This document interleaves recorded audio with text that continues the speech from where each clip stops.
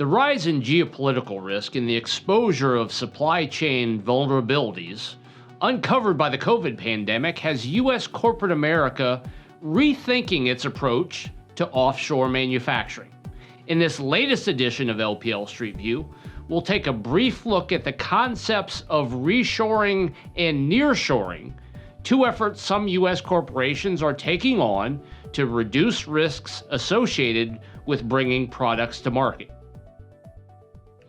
Reshoring is the concept of bringing manufacturing activity back onto U.S. soil in an effort to reduce rising production and supply chain vulnerabilities in places such as China and in other countries with volatile political, financial, and regulatory landscapes. Nearshoring is a similar effort. Here, manufacturing activity is brought closer to the U.S., but production may still reside in countries with lower manufacturing costs. Management teams in U.S. industries such as semiconductors, steel and aluminum, automotive, medical devices, and appliances have taken recent steps to reshore or nearshore production activity.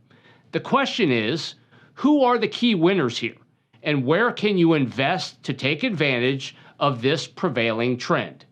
We believe Latin American countries may be a logical place for ongoing investment.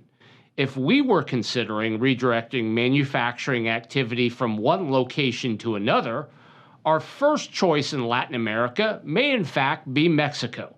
Foreign direct investment in Mexico continues to trend in a positive direction. Total manufacturing costs are some of the lowest in the world, and the economic, political, and financial risks in Mexico are more palatable than in other countries. While we are still cautious on emerging markets overall, we believe Mexico's equity market may be showing signs of life based on the nearshoring trend.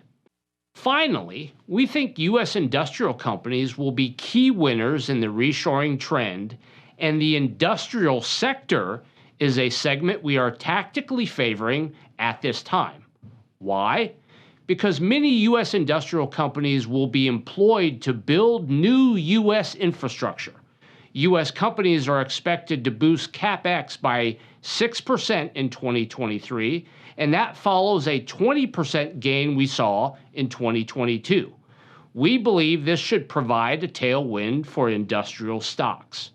Over $1 trillion in U.S. government spending on the infrastructure reshoring effort certainly helps as well. There you have it. A couple ideas from LPL Research geared toward the definitive reshoring and nearshoring trend generated by U.S. companies. We will keep you abreast of this trend in our ongoing research. Thanks for listening, and as we always say at LPL Research, allocate wisely.